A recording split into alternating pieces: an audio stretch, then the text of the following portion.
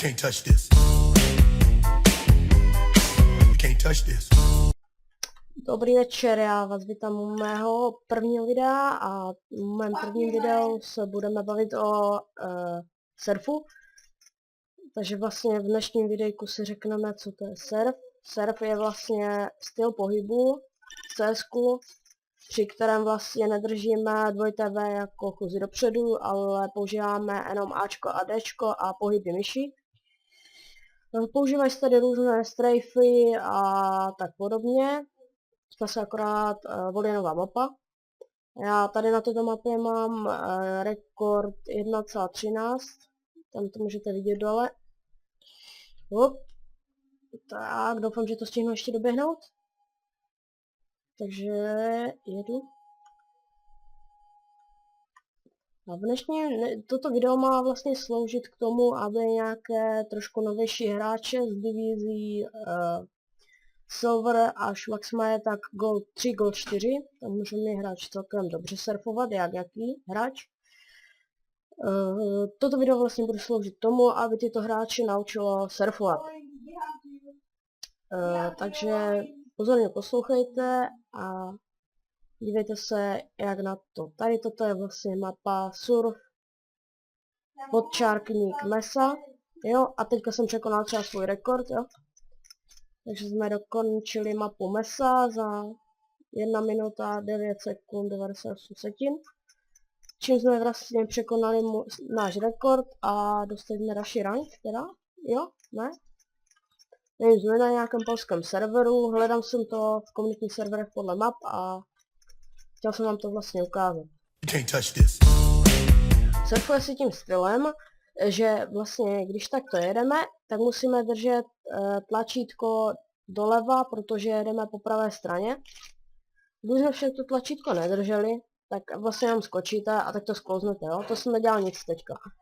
Ale teďka vlastně, když si vyberu třeba, že pojedu po této straně, jo, tak vlastně musím jet a počas toho, co se vlastně držím na tom jehlanu, nebo jak bych to nazval, tak vlastně držím Ačko. Celou dobu jsem držel Ačko, jo? Ačko nic víc, žádné Včko se u surfu nemačká a nic takového. Když budu chtět jet po levé straně, tak zase držím tlačítko směrem doprava, což je v tomto případě Dčko.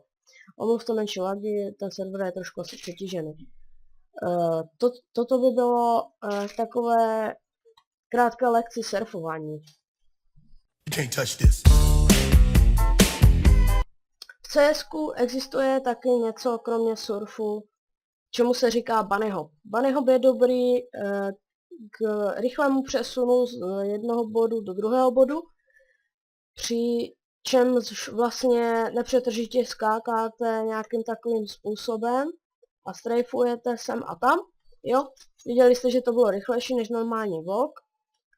A teďka si vlastně řekneme, jak takový bunny hop dělat a co k tomu potřebujete a kde ten bunny hop je nejlepší dělat. Jo. Takže bunny hop je nejlepší dělat na 128 tykových nebo na 102,4 tykových serverech. Jde to však i na 64 tykových serverech, ale je ten bunny hop pomalý a neefektivní. Dá se to, ovšem, že se dá používat, ale není to moc efektivní, jo. Takže vlastně teďka vidíte, že jsem na 102,4 tykovém serveru, který jsem si založil a vlastně ten bunny hop tady funguje celkem dobře, ale ještě to není tak v pohodě, protože v CSku existuje jeden takový komand, který vlastně jde používat na rychlost toho bunny hopu, jo. Vidíte, že teďka je nějaká rychlost toho bunny hopu, jo. Jo, tak to je nějaká ta základní rychlost. Ale ta rychlost jde ještě nějak vyboostit. To na bunny hop serverech bývá vyboostěná na co nejvyšší level. A ten Air Accelerate, ten příkaz, ten vlastně zní takto. Že si otevřete vývojářskou konzolu, napíšete SV, čárka dole a napíšete si Air Accelerate. Defaultně je to 12. Air Accelerate 12. A maximum je, myslím, že je 200, jo? Nastavíte si Air Accelerate 200 a vidíte, že to je o dost lepší. Vidíte, jak prostě úplně létám tím vzduchem. Že to prostě jde o dost líp a doskočíte o dost dál prostě. Že tam je vlastně něco taková jakoby tíha, která vás drží a táhne vás k zemi. A tady tomu to vlastně přidáte takové, jakoby, uberete méně gravitace, tak to řeknu prostě selským rozumem, jo. A teďka si vlastně řekneme, co při bunny hopu mačkat. Když vlastně chceme udělat bunny hop, tak musíme mít nabindované, vlastně musíme si nabindovat tady ve vývojářské konzoli skok na kolečko myši. Musíte si na to zvyknout, protože když chcete dělat ten bunny hop, tak vy musíte mačkat mezeru. Ona ten bunny hop dá i s mezerou, ale velice špatně, jo. Protože když vy mačkáte mezeru, tak vlastně vy, vaším cílem, tak to řeknu, vaším cílem je vlastně, když dopadnete, tak přesně v ten moment, kdy se dotknete nohama země, tak se hnedka odrazit, jo. Ale vy tu mezeru nebudete stíhat mačkat tak rychle. Přičemž kolečko na myši vlastně má nějakých, záleží jak jaké myši, ale ta moja má třeba, když s ním zatočím úplně dokola, tak má 7 tyků. To znamená 7 skoků, když s ním zatočím. Takže tam není skoro žádná možnost to prostě mysnout ten čas. Prostě ten moment toho doteku, jo, tak to vypadá nějak takto. Že vlastně já se od té země jako jenom tak odpichuju, ale prostě kdybych to měl skákat mezerou, tak to prostě ten bunny hop nemá takovou efektivitu, jo, vidíte, teď jsem to failnul třeba, jo. Takže určitě doporučuji, prostě bez kolečka ten bunny hop skoro skákat nejde, teda není to stabilní, určitě. Samozřejmě, že to nějací experti zkouší, ale nejde to. Ale při bunny hopu je důležitá věc si říct, že při bunny hopu vlastně nemačkáme Včko ani Sko. To úplně oddělíte pryč ty tlačítka. Při bunny hopu se používá takzvaný strafe, co znamená toto. Jo, toto byl strafe, tak to doleva nebo doprava, jo, toto byly strafey. A ten strafe vlastně uděláte takto, že vy trošku popoběhnete Včkem, popoběhnete, pak hnedka skok a pak takto, jak jezdím myší do těch stran, jo, tak jenom když třeba, jo, potřebuju udělat strafe doleva, aby mohl udělat jakože dokončit ten celkový bunny hop, tak udělám strafe doleva a jedu obrazovkou doleva, jedu jakoby myší doleva a přitom držím Ačko prostě. Když chci doprava, tak vlastně mířím crosshairem doprava a přitom držím Dčko. V tom vzduchu držím Dčko. A to samé s Ačkem. Včko a Sko se vůbec při bunny hopu nepoužívá. Teď si vlastně ukážeme, jak přeskákat nějaké tady ty překážky. Takže vlastně takto skáčete. Jo, úplně easy. Viděli jste? Prostě hop. No, tak teď jsem to failnul, no. Hop, hop, hop, hop, hop. A bunny hop je vlastně, nabíráte speed díky tomu strafování. Vlastně jenom nabíráte speed jenom Ačkem a Dčkem. Žádné Včko fakt tam nepoužívejte. A základní tip je fakt to nabindovat na to kolečko, jinak to ani nejde. Takže Ačko, Dčko, Ačko, Dčko, Dčko, Ačko, Dčko, Ačko, Dčko, Ačko, Dčko, Ačko, Dčko, Ačko. Jo? A tak to furt dokola a zvyšujete speed, zvyšujete.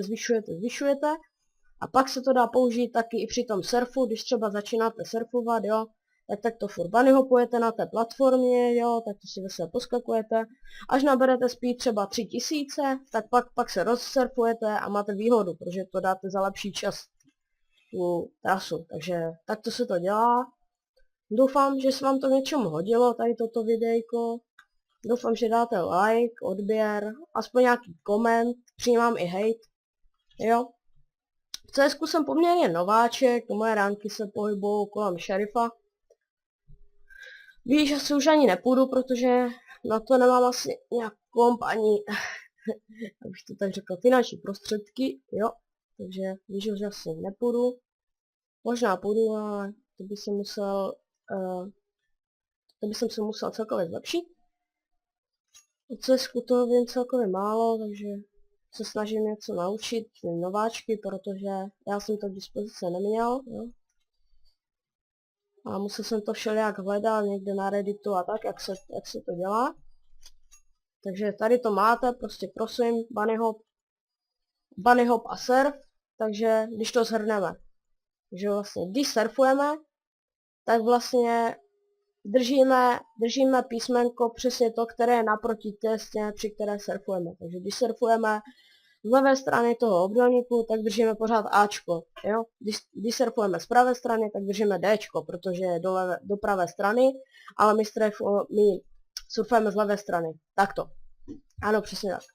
A při bunny hopu jenom strajfujeme doleva doprava a střídavě máčkáme Ačko a Dčko podle toho, do které strany chceme strajfnout. Takže strajfujeme, jo, strajfuji. Doleva držím Ačko a zároveň točím obrazovkou. Strajfuji doprava, držím Dčko, zároveň točím obrazovkou. Když to chci spojit, tak mačkám Ačko, Dčko, Ačko, Dčko, Ačko, Dčko, Ačko, Dčko, jo. Vyplatí se si dát trošku větší senzitivitu, než používáte na normální kompetitiv hraní, protože se vám to strajfuje líp, já mám třeba malou podložku, tak se mě to celkem ztrácí. Tak jakože doufám, že vám video pomohlo, doufám, že dáte teda ten like a čus.